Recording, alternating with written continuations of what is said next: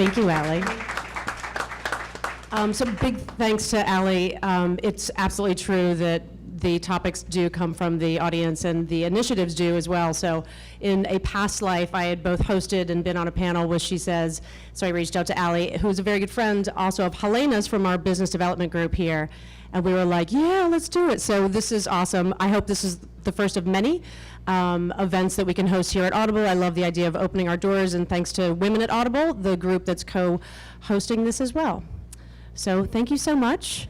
So I invited three very highly esteemed people in the world of brands, the world of storytelling, the world of agencies and strategic thinking and consumer-facing stuff. I know we have a really interesting group here, a lot of women from Audible, so thanks for joining. But a lot of women from all over, including a nice cohort from the MoMA. Where are you guys? Yay! Art lives. So I wanted to do have an event where we talked about storytelling, and I think sort of storytelling is deep at the heart of everything that these three women do professionally, but also deep at the heart of everything that we all do here, obviously at Audible, not just our product, but our brand in terms of being big storytellers. So we wanted to focus on the future of storytelling, and originally I did have a friend or colleague from our Alexa team, based out of Seattle, who was coming, and that unfortunately fell through. So I was hoping to get some trade secrets, but I know Silvia's worked a little bit on Amazon's Alexa as well. So anyways, I think the future of storytelling in terms of narrative and voice activation is super interesting. So hopefully we can get into some of that. So let me really quickly introduce those who are with us. So first, our guest, Silvia Cavalcanti. I want to make sure I get your name right. Yes. Awesome. Joins us from Sapient Razorfish, where she is an account planner and head of strategy, which is very exciting. Prior to Sapient Razorfish, she was at McCann and BBDO, so a lot of like big, heavy-hitting ad agencies, where strategic thinking is where it all starts, before at the very inception of the brief that drives a lot of the big campaigns. Most recently, she's been working with MasterCard and Trojan and Unilever, which is an interesting mix, as well as Amazon's Alexa Save the Food campaign, which I'm going to have to ask about as well. Yes. Next to Silvia, we have our own Jessie Baker, VP of Original Content. Jessie joined us several years ago and really has been driving a lot of our most unique audio shows, most notably, I must say, just because I was obsessed with it, Esther Perel's Where Should We Begin on relationships. What strikes me, I love having Jessie here on a number of levels. It's not just a great story, but it's told really well. So the secret sauce of storytelling is really baked into your brain in terms of how you produce the type of content that you do. So thank you for being here. And then Barbara Ward-Thall, my boss and our head of brand creative globally, brand creative here at Audible, has been a storyteller in many different capacities here at Audible, driving our brand and our story and what we offer consumers, as well as some of the great big launches. But prior to that, head of sort of media and advertising and creative at a number of agencies. And she started also at Radical Media, which is one of the best storytelling agencies at their beginning and still today. So not just big commercials that are done beautifully, but really interactive experiences, like really engaging campaigns for consumers. So I'm glad you're joining as well. I'm glad to be here. So I'm going to kick it off with a couple of questions just around story and how it relates to your various roles. So storytelling is sort of the oldest, but also the most current form of social currency that really holds us together. My question for each of you is, why do you think that story is so important still to us? Start with Silvia. I love this question. So I think that, as human beings, we are wired to connect, and we connect through storytelling. There is this fabulous American poet, Maya Angelou, I believe, right? Great civil rights activist. In any way, so she once said that you will forget what people said. You will forget what people did, but you will not forget how people made you feel. And I think that nothing like a good, compelling story to trigger grand feelings, right? Be it hope, be it desire, be it curiosity. And as far as storytelling as this old and new currency, I think that there is a great deal of beauty and preciousness in the give and take exchange that takes place between the storyteller and the story listener, if you will. So I tell you a story, I make you laugh, or I make you tear up, or I make you curious and excited about something that I've revealed. And you feel grateful for it, and I feel good about myself, and we connect, right? So a lot of things taking place. It's a huge win-win. And oftentimes, it doesn't stop there. Oftentimes, you, the story listener, feel so psyched about the story you've heard that you can't barely wait to pass it on to someone else. And in that way, it's sort of like storytelling is like this, precious gift that keep on giving. So I think that's one of the reasons why it's such a precious, timeless currency. We crave emotions, we crave meaning, we crave connections, and storytelling does it all for us. That's great, so true. Thank you. Jesse? I was getting nervous. That was a good answer. My heart is racing as I'm sitting here. I will echo some of the things that you said in my answer, too. I feel like stories are what get us out of bed every morning. It's either the story of what we're going to do that day or the story of getting over what happened to us yesterday. It's a currency that we all have and we all share, and it's what makes it interesting. And the really cool thing, I think, about being a storyteller right now and being a consumer of stories right now is that we can sort of determine how we want to feel based on what we decide to listen to or to watch or to read. And we can kind of curate what we want our commute to work to be or our commute home to be. And we can do that based on the stories that we choose to share and the stories we choose to listen to. So yeah, to kind of continue or to echo what you are all saying is this notion that story is making us feel something. I think, as a brand marketer, when I think about how you develop brand, I think, there's sort of two pieces to it, and I didn't come up with this. I heard Gordon Bowen speak about it at one point, and I thought it was super profound, which is that, brand symbols are basically your logo, right? And hopefully embedded in that logo is some sort of meaning. It does tell a story. And you think of great brand logos, FedEx, for example, that's got the arrow sort of, subtly incorporated in it. It is a symbol that means something. That's sort of on the practical, visual, cue, message side of things. Then what Gordon also talks about is this notion of iconography taken from religion, right? And what different religious icons had in terms of meaning and what something stood for.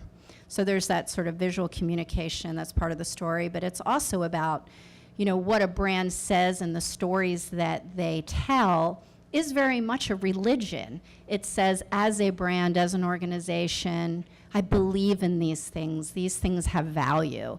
And it's the storytelling, much like any great religious text. And I'm not particularly religious, so I'm just sort of drawing that parallel that, the Bible, the Quran, any religious text is a way of ordering us to think about the world around us and our relationships with people and our relationship with the world, et cetera. And so I think what's interesting from a brand perspective is you've got these two pieces that sort of work together to tell the ultimate story of what the brand stands for.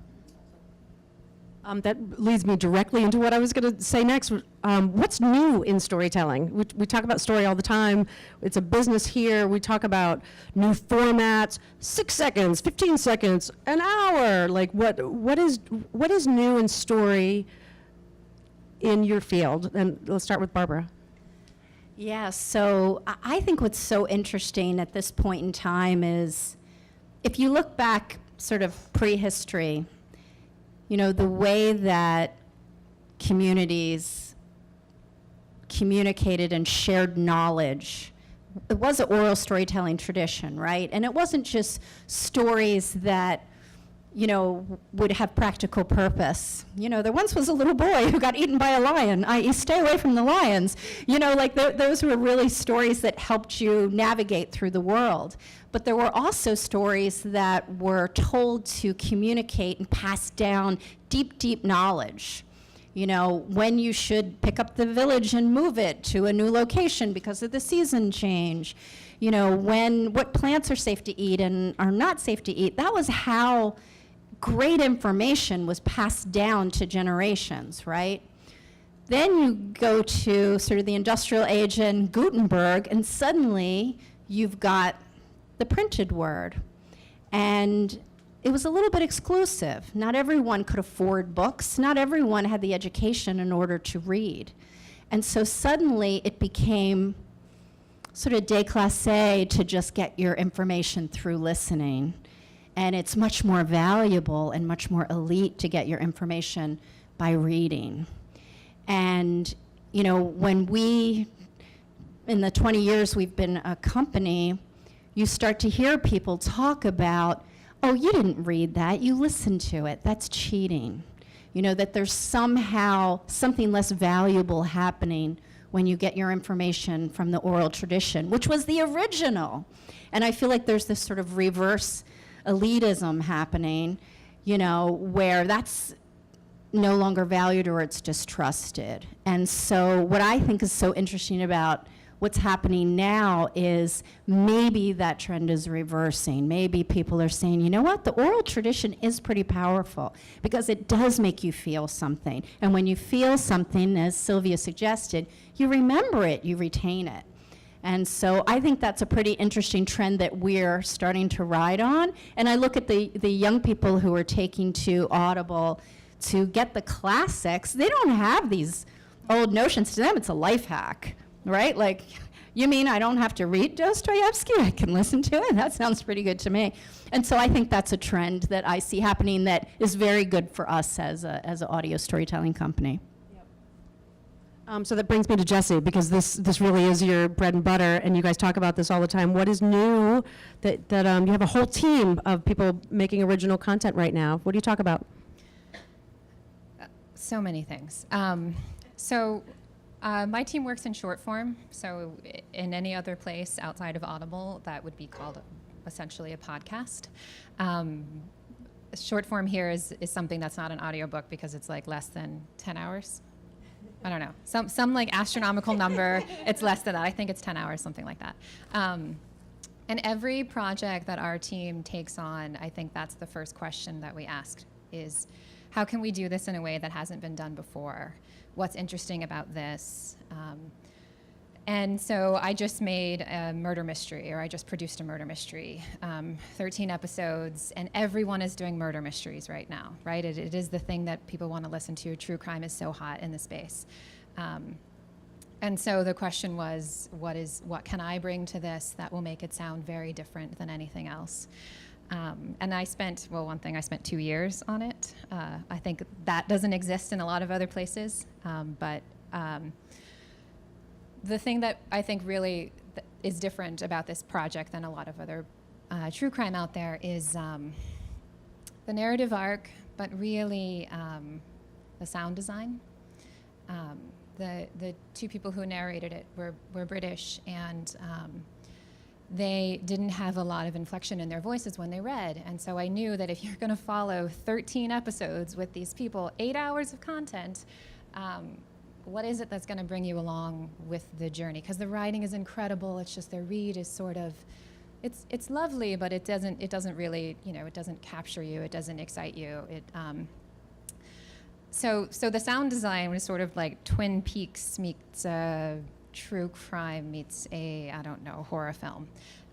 But in a way that like picked up the pace of the series, that made it really engaging, that made it weird sometimes or spooky, or just allowed us to do things and play with the pacing in a way that just a kind of a straight read wouldn't. So I think Kari wanted me to talk about Esther Perel, which I could totally talk about, because that is like nothing I've ever made before in my life, and I'm so proud of it. So I will tell you very quickly about, if you haven't listened to Where Should We Begin, it's couples therapy with this amazing, amazing woman named Esther Perel, who actually was a family therapist and has become kind of the go-to guru when you feel stuck in your relationship. She let us into her office, and we recorded 3-hour sessions with couples that we screened that weren't her patients. So there are people who came in for a one-time consultation, and we edited that down and brought it back in for a kind of director's commentary. So what happens in that 45 minutes of listening to Esther and listening to this couple who you think on paper you have nothing in common with, quickly becomes, you're like, holy, I won't cuss, holy moly, I don't have a sex addict husband. However, I hear so much of my life in this woman's story, or I don't suffer from X, but you stop hearing their problems because their problems are yours, and we all kind of suffer from the same stuff.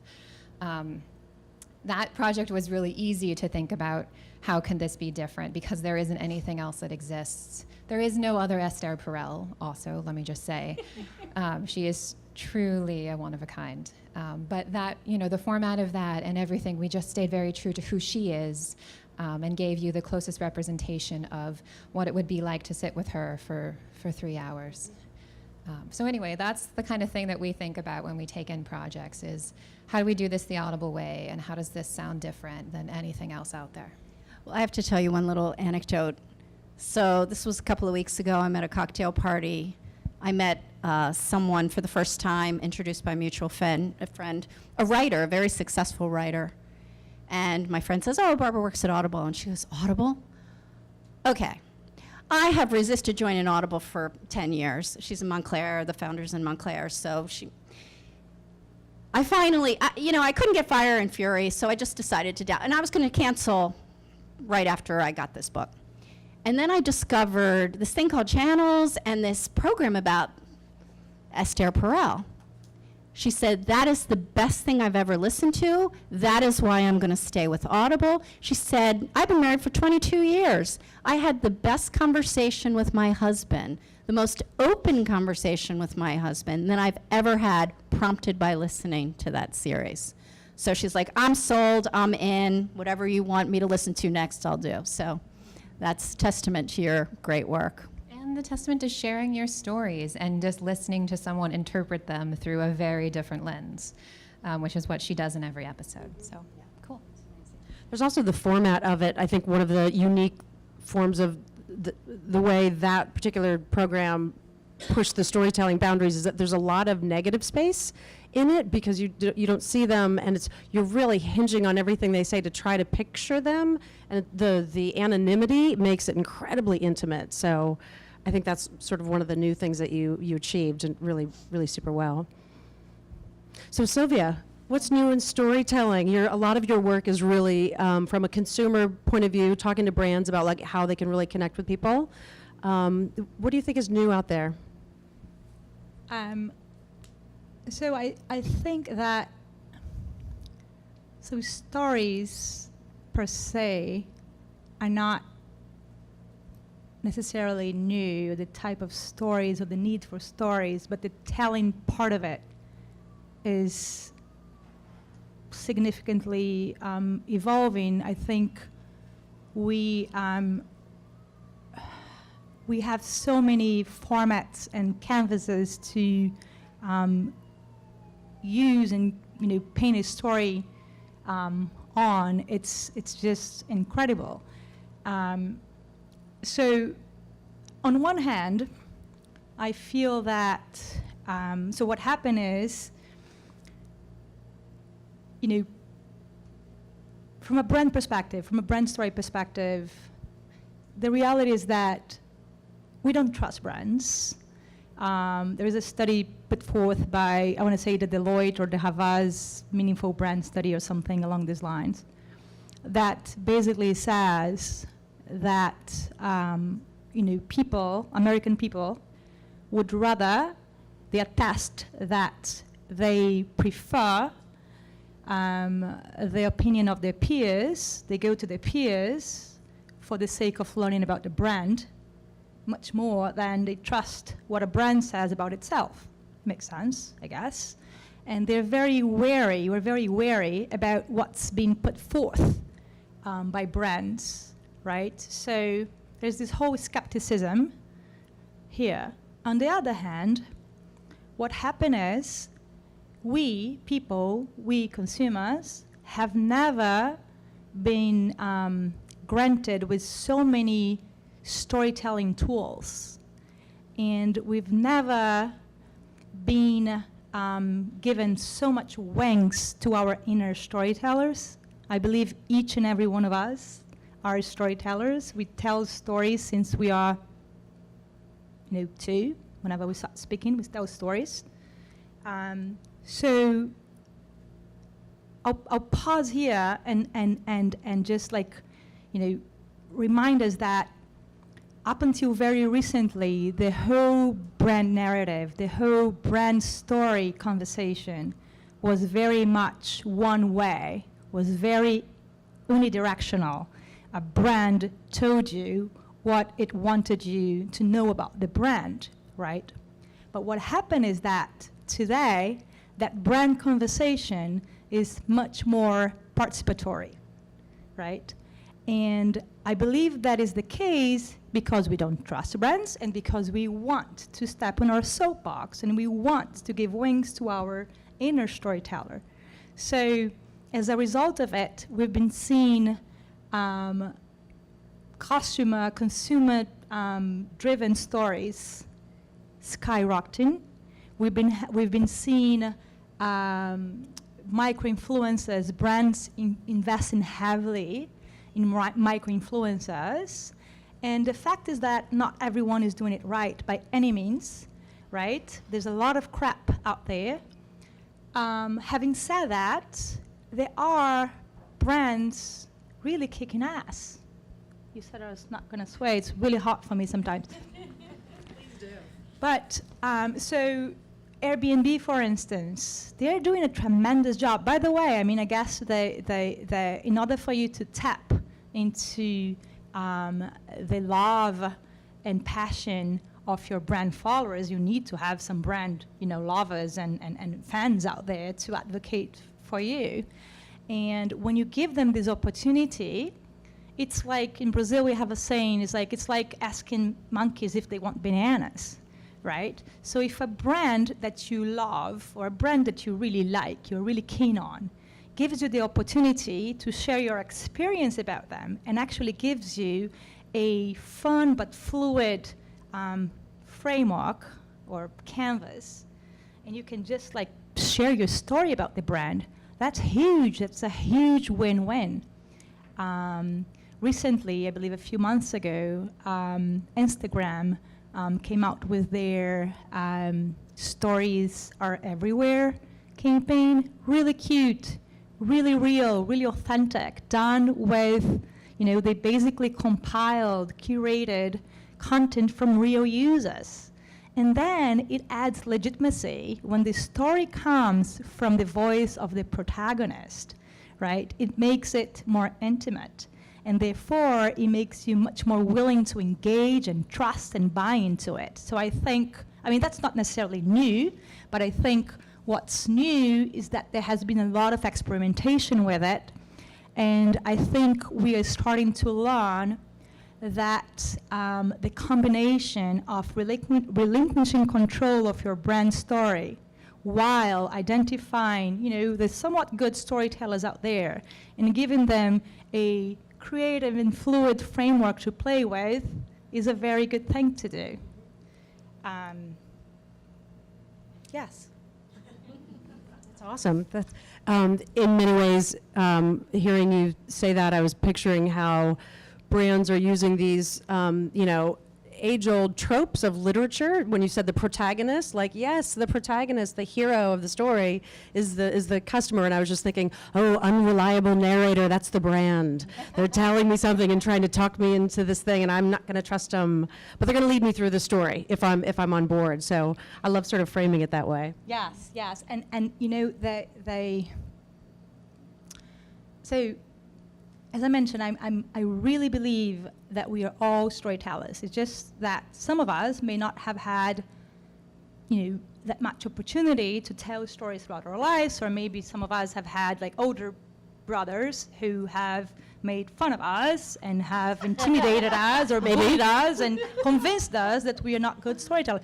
There are some junior planners that I work with that keep repeating, oh, I know, but I'm just not, I'm not a good storyteller. Like, don't say that. If you say that, you end up believing it. That's really dangerous because that's not true. That's just not true. But anyways, what I was going to say is that, a big part of what I do as a planner or strategist, digital strategist, it's like there's this spiritual guru called Osho, and when he talks about religion, he says that religion is like different fingers pointing to the same moon. It's like strategy. It's same thing. but anyways, so a big part of what I do is to help my clients, to help brands unearth their why, because as Simon Sinek says, and I totally agree, and actually I have a Simon Sinek story to share maybe later, a pathetic attempt to befriend him on a train ride from Boston to New York, and through some silly storytelling, it sort of like saved my day, but that's another story. But anyway, so as he says, people don't buy what you do, they buy why you do it. So a big part of what I do is to help my clients and the brands I work with to unearth their why. Why do you think, consumers will care about what you have to offer? What emotional tension or unfulfilled desire can you actually set out to solve for and deliver on, right? So once we solve for that, then we go on to the how, which is the part that involves creating different expressions of that brand truth and bringing it to life in different shapes and form, be it in the shape of, our output will be maybe an ad or an app or a new product, service, or business model. And regardless of what it is, we need to, storytell the heck out of it, be it to inspire creatives, be it to get buy-in from our clients, be it to eventually work with creatives in a very collaborative way to ensure that we put forth a very inspiring story that ideally not only says something, but actually does something. And now I got, I guess, a bit carried away. No, you actually are leading me into the exact spot that I wanted to be. It's kind of about the how. So we started this thought of storytelling originally with Alexa and voice-activated technology. It's fantastic. It's weird. It's happening really, really quickly. And I think that's an interesting how in terms of story and how people are involved and how people are making their own paths here. And I think it's a lot of what we do right now is think about what does that really mean ultimately for story. So I want to start with Jessie on this. Alexa, how is that technology spoken about in the world of original content? I feel like that's the thing we haven't cracked in a big way. I feel like everyone is kind of trying to curate some kind of content that will work for Alexa, and what does that mean, and what do you actually want? Is it you want to cook with Nigella, and you want to spend the entire 45 minutes in the kitchen with her on Alexa? I mean, I don't know. Is it like a kind of choose your own adventure story where you get to interact with her and you get to manipulate how the story folds? And, I feel like there are lots, like, Alexa to me is just pure potential that I don't think anyone has smartly figured out. Also, she scares me.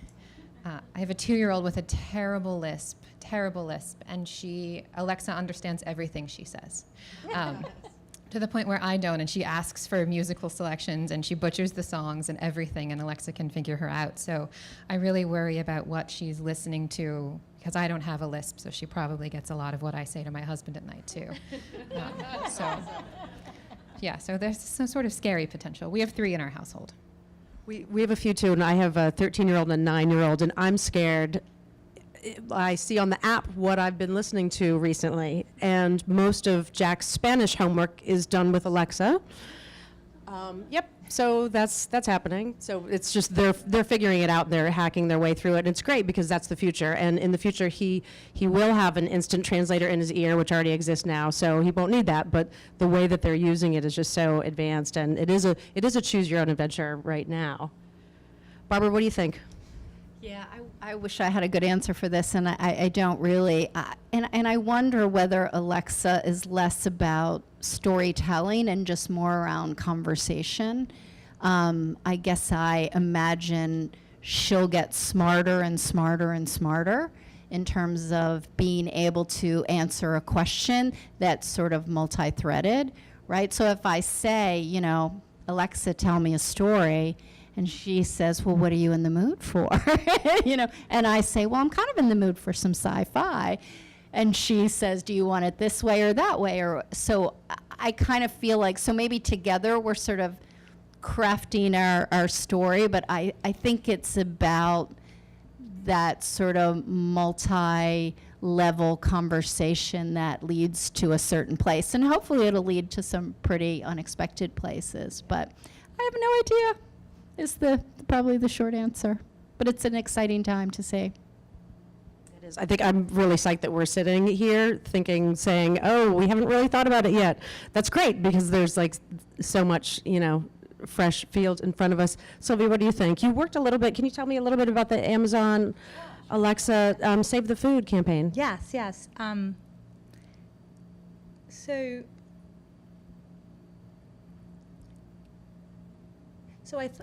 So I think that, so just for context, I think before getting to the Save the Food campaign, the reason why I think it worked is that, so I think that, a good, a compelling, powerful story, as we discussed, not only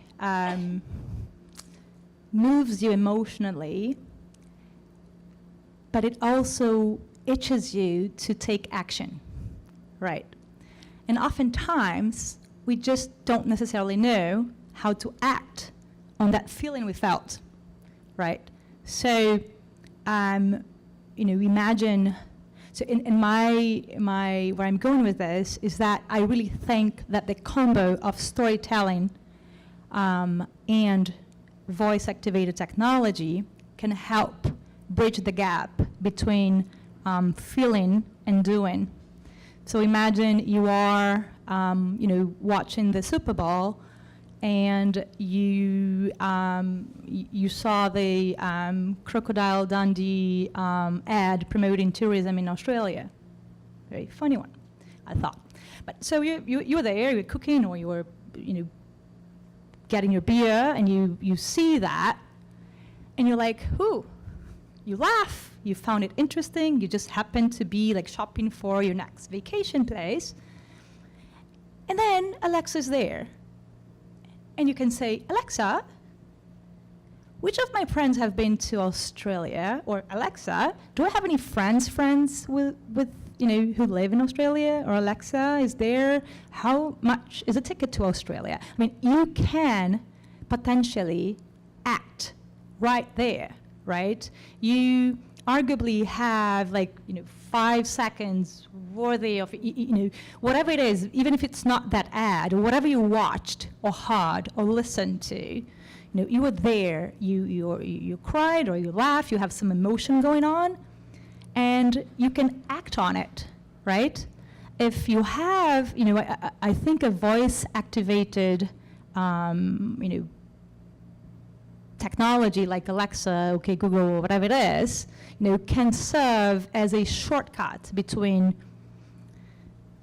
this feeling and this acting, and not only for the sake of brands, right? I mean, you are yet again, watching the mass shootings taking place, and you're fed up with it, and you're like, Alexa, what can I do to stop the madness? Well, midterm election is coming in 10 months. Make sure you don't vote for blah, blah, blah, whatever it is. So I think it can be a great deal of service in making that action more seamless. And as far as that project, so what happened is that Save the Food came to us, and tasked us to, they wanted us to help them raise awareness about the fact that 40% of the food produced in this country goes to waste. 40% of the food produced in this country goes to waste, which is over $200 billion of resources going to waste. So help us raise awareness of that. Great. We created this, kind of, cute and effective, short film called The Extraordinary Life and Time of a Strawberry, which basically, and this was played in movie theaters across the country, throughout the country. And it basically tells this guilt trip story, that basically, takes you through, the whole journey, everything that takes before, in order for the strawberry to get to your fridge only to be gone to waste. And it makes the point that, when you waste food, you basically waste everything: water, fuel, love, everything that goes into it. So it did a pretty good job as far as raising awareness and getting you into this guilt trip. But, more than ever today, it's not just about what you say, it's about what you do, right? It's about providing people, consumers, with seamless ways to take action. So the next step was to partner with Alexa to create the Save the Food Alexa skill, which basically helps you, give you tips on how to better store your food so that it can last longer, and help you identify when your food goes bad or not, and even revive some of the food when it's reaches its best prime time. And then we created the guesstimator. So you're having guests over, and don't overbuy things, just like how many guests you're having, so you buy the right amount of food. And that's been super successful. The guesstimator? The guesstimator. Yes.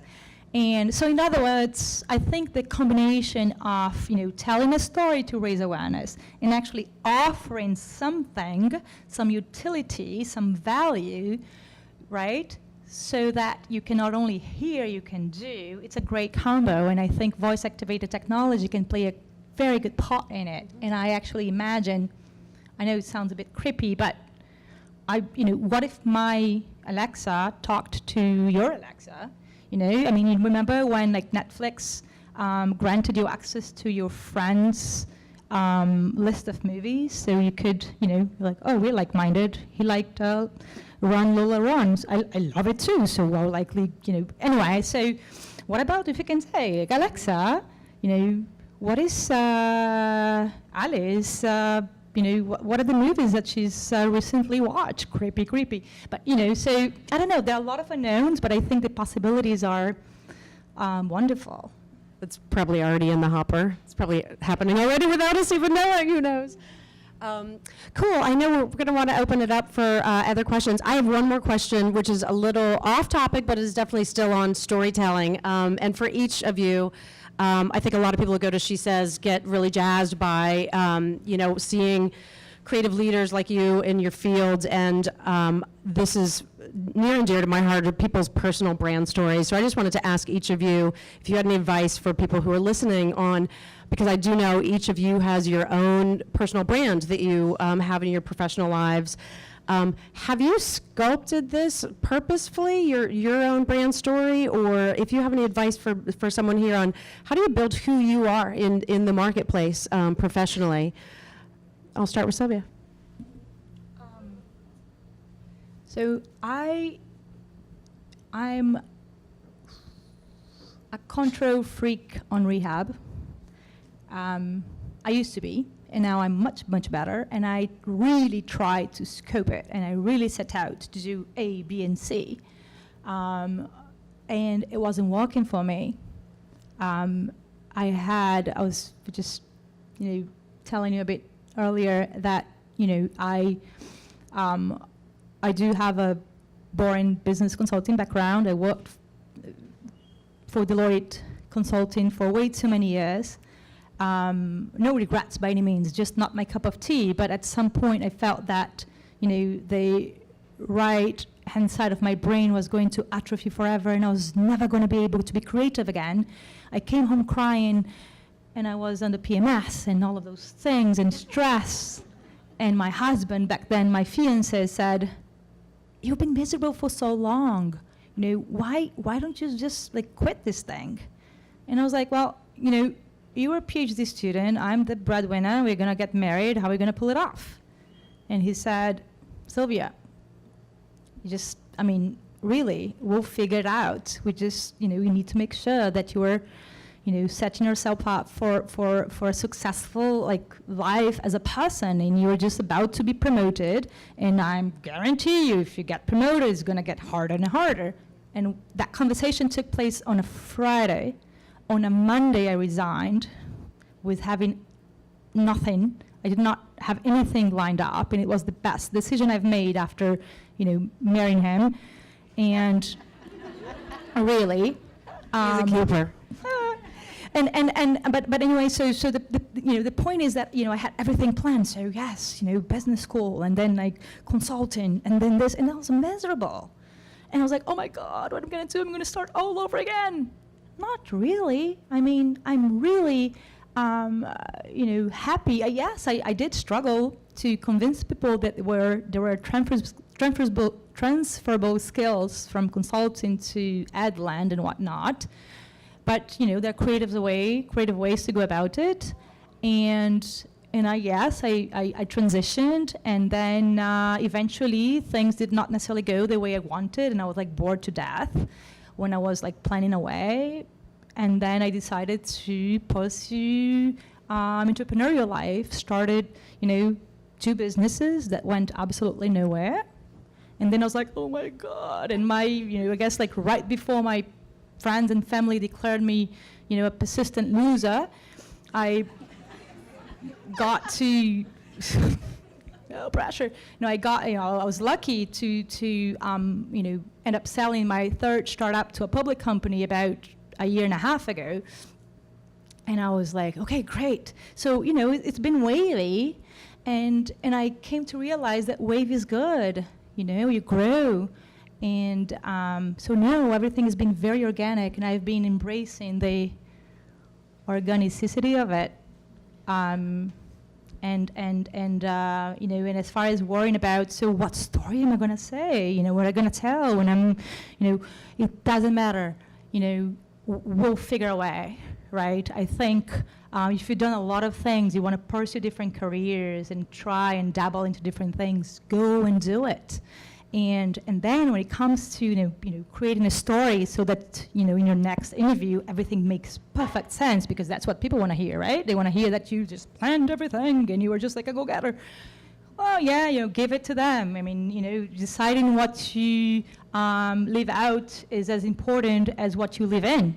So as any story, it's less about being comprehensive and more about being interesting. So there are parts of my journey that I just don't bother to include. And that's it. I would just really encourage you to follow your heart and not, buy into the guilt trip of planning and executing on your control freakness. Thank you. Jesse. I feel like I should have a better answer than the one I'm going to say. Oh my God. If you were to meet me at a party and you were to ask me what I do for a living, I would tell you I was a journalist. That's how I self-ID. That's sort of how I view the world. And I came up through NPR.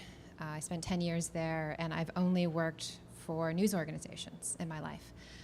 So coming to a giant tech company, even one that feels, smaller and real startup-y here, I could take the things that I learned at NPR and use them here. And here's how I think about the world when I'm looking for stories.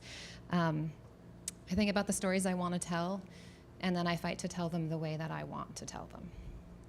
And being inside this building, it has still allowed me to take risks. No one looks at you sideways at a pitch meeting when you suggest that you want to do couples therapy as a fly on the wall. They just roll with you, and they give you room to totally F it up. And if you do, that's okay, because that is part of this process. Not everything you pitch is going to be a runaway hit, and sometimes killing something feels really good to say, like, I worked really hard on this, it took me 6 months, I never want to do this again. And that never happened to me before I came here. I killed 4 projects in my first year here, and I learned so much. I always met the person in person and said, I think we need to break up, like we had that conversation. And I actually learned that people would prefer a phone call. They don't really want to. I had a guy cancel a breakfast once, but he canceled his order, and it was like, but I respect you, and I want to tell you that I don't think this is the place to make the thing you want to make. And anyway, a lot of life lessons. So yes, so figure out the kind of stories you want to tell and fight to tell them your way is maybe my brand mantra.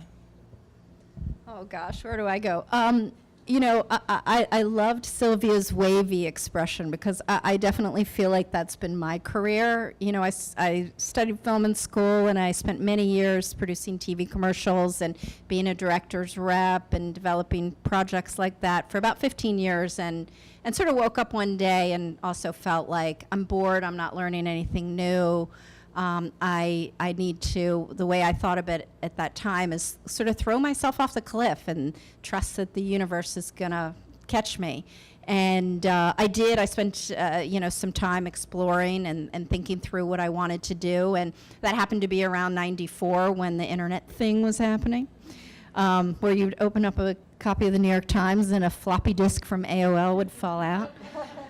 Dating myself. And I bought myself a computer and started exploring, and called my good friend John Kamen at Radical Media and said, I'm interested in this digital stuff. What do you think about it? And he said, come on, we're doing some digital stuff at our company. And I really felt like at the time I had a pretty, what I would consider a successful career making TV commercials. I made a fair amount of money for a single girl living in New York City, and I threw myself off the cliff and basically started over coding HTML for $1,000 a week. And at the time I thought, what the hell am I doing? And my friends thought, what the hell are you doing? But to me it was all about learning something new and being able to kind of start over as a student and see where it took me. And I look back on it now and I think, God, that was like the best thing that I ever tried. And regardless of whether it led me to this place that I am right now, it was fun and it was great to learn something new. And I feel like while every step that I've made in my wavy career hasn't really made sense, and I certainly was never planning it. Like I didn't really know, like, I have teenage sons who are like, I don't know what I want to be when I grow up. And I'm like, yeah, me either. So, I just keep trying something that feels interesting, that I can learn something, that I can work with great people. And I think the key, or the common denominator for me is I love to make things. And whether that's a website, or whether that's an advertising campaign, or a video, or a piece of branded swag, I just get such a charge out of making things. And that's something that I have to say, it took me, a long time, a 7-year career to come to that common denominator. So I feel like, again, your career may not make sense when you're moving forward, but when you look back, it's like that great story that Steve Jobs has about calligraphy and how like he took this random class and it led him to having such a finely attuned design sense when he was figuring out, you know, the typography in the first Apple computers. And I love that story because to him, he was like, I don't know, it seemed interesting, and there's probably a cute girl taking the class, which is why he took it. But looking back, that was a building block. And I think, I hope you all look back and see these weird, random building blocks that build into something unique that is just you. And I don't know if there's any other common denominators, although you guys know, well, some of you Audible folks know Christina Harkar, and who's just brilliant. And she came up to me one day and she said, I have a brand phrase for you. Isn't that something that Christine would say? And she's like, I think your personal brand is never formal, always precise. And I was like, I love that. I'm stealing that. That totally makes sense. And I feel like that feels like me, that I don't want to be formal. I don't want to think that I can't zig and zag and do something bizarre, but that I'm hopefully thoughtful about whatever choices I'm making. Anyway, that's me. Oh, that's awesome. I think we have just a few more minutes for questions from the audience, if anybody has something that they want to ask. Right on. Okay, I'll give you the mic. Okay, so I have a question about fear of failing, especially when you're trying new things and you're investigating new stories and really trying to go for the exciting things. How do you stop those feelings that swoop in of what if this happens, or what if that happens? Like, how did you build up resistance to those kind of feelings of like self-doubt? I have one suggestion for you while everybody's thinking. Is if you haven't listened to the 5-second rule, Mel Robbins' 5-second rule, she talks about when you decide to try something, you literally have 5 seconds to talk yourself out of it. And she said within 5 seconds, you're already saying to yourself, oh my God, what if this happens? Oh my God, but maybe I don't really want to do it, but I kind of think I do, but I don't want to try because it may not lead anywhere. So her, tool is to count backwards, 5, 4, 3, 2, 1. There's something about that counting that takes your mind, that backwards counting, takes your mind out of doubting yourself and letting those, that we all have those thoughts in our brains, right, that talk us out of stuff. But that silences them, and then you just go, and you just go. And, failure is it's inconsequential, I love the Wayne Gretzky quote, which is like, 100% of the shots I don't make fail, right? And that's absolutely true. So it's just about stepping up and trying something, and who cares? And to your point, I love your idea, which is sometimes it feels really good to kill something that you've started, but at least you've explored it and you've learned, and maybe not what's the common denominator to avoid next time. Mm-hmm. So We have an award here at Audible in the marketing department and creative, which is Glorious Learnings, i.e. failure. And I'm the proud recipient of my statue for a glorious learning of a project that didn't work at all. So I think we do a good job internally here. And I think Jesse's story of, working really hard on something for 6 months and then having to abandon it, it's not a failure, but it's, we learn from these. It's freedom. It's total freedom, I don't think you ever get over that feeling of vulnerability, which is, I think, sort of what you're talking about. Even if you've made something that you really love, at some point when I want Barbara to hear this thing that I made, feels like I'm sharing a dirty secret and I'm not sure I want it out in the world. But my advice is, who cares? You're going to screw up. And get notes from everyone. Like, send your stuff wide and hear what people have to say. And don't take every single note, but hear what they mean, not what they say.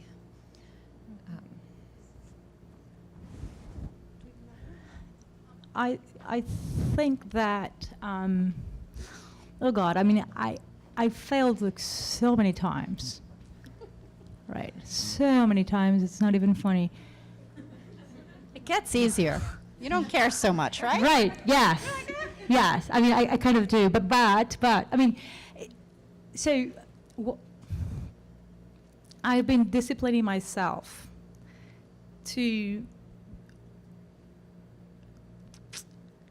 take things less seriously by looking back at my past failures, right? So we've always failed, right? We fail like since, we start walking and we fail to walk. I mean, we fail like every single day. We fail. I mean, we fail in many different circumstances. But then if you look back, you're like, okay, so what? I mean, life moved on, and yeah, it was a big deal at that moment. But then there was something else ahead of you, and you don't even remember. If you do, you laugh at it. So, I when I am like fearful of failing, I try to make a concerted effort to look back at other instances in which I failed that no longer matter. And then think, well, if I fail this time around, I'm sure like a month from today, maybe a year, but however it takes, it will not matter. So it kind of like makes it easier.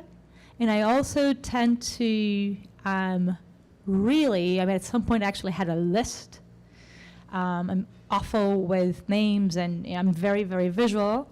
So just to pump myself up after my first startup failure, I on to the next one, and I had like literally in my mirror, in my bathroom cabinet, a list of all the things I thought I did a great job at, just to remind myself, because we are very good at forgetting the things that we're good at. We keep like beating ourselves down, like, no, I'm really good at that, and that. Well, not so much, but so then you keep track of it, and you pump yourself up. And by the way, on that note, I'm just like reading a fabulous book, fascinating rather. The title is really cheesy. It's by Jen Chincero. It's called You Kick Ass or something like that. You're a badass. You're a badass. My husband recommended it to me, and I was like, really, you? Like, the pragmatic is just like a lovely geek, MD, PhD from Harvard, MIT, and all those fancy like medical. I was like, what are you doing reading this book? And he was like, I don't know, I stumbled upon it, and it's great, and, it's wonderful, and I think you would love it. So I got it, and I love it, and I highly recommend, especially to, there are so many great learnings, but in that topic, it just like give you like some, sage advice on how to go about taking yourself like less seriously and just like jumping into things without fear of failing. We have another question from the back. Hi, my name is Natalie. I wanted to know, in the world of AI, right? Because when you think of Audible, I'm also a content producer, and I tell my stories through short form podcasts most of the time. And I know it could be kind of a bad word. It's also kind of overdone now, like every other thing, it's saturated. Is AI something that Audible's thinking of? Are there other senses that you're trying to touch upon for the audience? AI? Oh, artificial intelligence, Yeah. sorry. Yeah. This is hard. I mean, you mean in terms of using it to drive what kind of content we develop? Correct, and even to incorporate it within the storytelling that you've already created as another version, another format. Not in, I guess it depends on how you define It's AI. totally, if you're doing that, Yeah. I want to hear some of that. Like one of the things that we obviously are looking at data to help inform a lot of the decisions we make, right? And one of the sort of case studies that flew around the creative team last week was what Netflix is doing in terms of how they're dynamically altering cover art on the fly based on your past history. Whether you call that just good data personalization or whether you call that AI, I don't know. But I think we're trying to get better and better at recommending things that our customers are going to like. I don't know whether, and maybe this is just the old-fashioned storytelling girl in me, but I still feel like humans are pretty darn good at telling stories, and I don't know whether we'd get to a point where we think artificial intelligence will do it better. But I'm sure I'll be proven wrong in 100 years, so you heard it here first. Cool, we have another question over here, and I think that's probably the last one to wrap up. So the forum is called SheSays.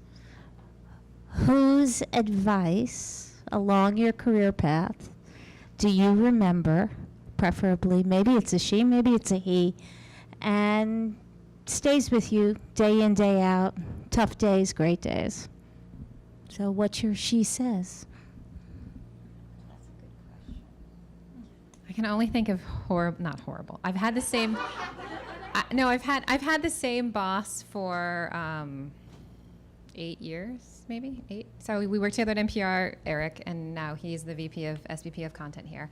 And he is a great guy from Ohio, and he has these things that come out of his mouth sometimes that I'm just like, where did you get that? So the only thing, Maggie, I can think of is, or the first thing that popped into my brain, but he, whenever I'm like struggling with something and I'm like, Eric, you know, I don't know what to do with XYZ, or so-and-so is just being like completely unreasonable, he says, Jesse, never wrestle with the pig. They only like it and you get dirty. So. I've heard a version of that was don't teach a pig to sing. I don't know that one. Yeah, it doesn't work and it annoys the pig. It's the same. So sorry that's not inspirational, but yeah.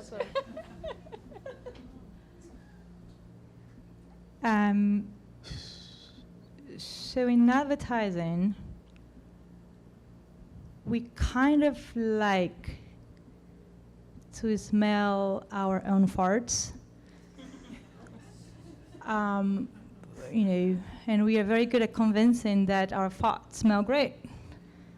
And we get enamored by it and just get very carried away with our ideas and do a very bad job at, you know, stopping and thinking it through and not getting completely passionate by our ideas. You know, my former boss used to call me a stubborn optimist. Silvia, you're a stubborn optimist. I was like, I don't know, I think I like that. But so what she really encouraged me to do and encouraged me to encourage my team and everyone to do is to cultivate empathy in the sense of really do a concerted effort to put yourself in the shoes of whomever you're going to present this to. Right? If we did more of that, we would not put forth so much crap, honestly, right? So you would actually ask yourself, oh, I think this is great, but let me try to put myself in the hearts and mind of the audience who will be watching this. How would I think? I mean, how would I feel to see like Martin Luther King being the salesman pitching for a line of trucks? I mean, really, how would I feel? Ooh, not a good idea.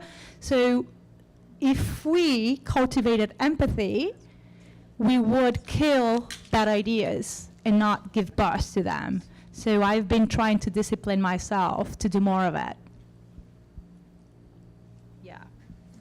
And I was just racking my brain, and I think there's two things that I heard, you know, as we think about plotting our own story and because it's as much about what we don't do as what we do.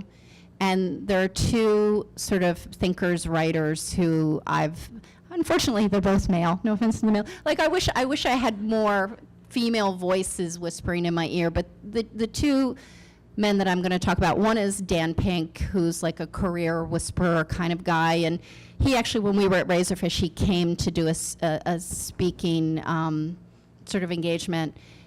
And one of the things he talked about was this notion that we're all trained to look at our deficiencies. So as professionals, as we're developing, we go, well, you know, I'm pretty good at building a PowerPoint deck, and I'm pretty good at presenting. You know, my Excel skills suck. And so our tendency is to go, I better go take an Excel course. I better round that part of my skill set out. And what Dan Pink said is, that's the last thing you want to do.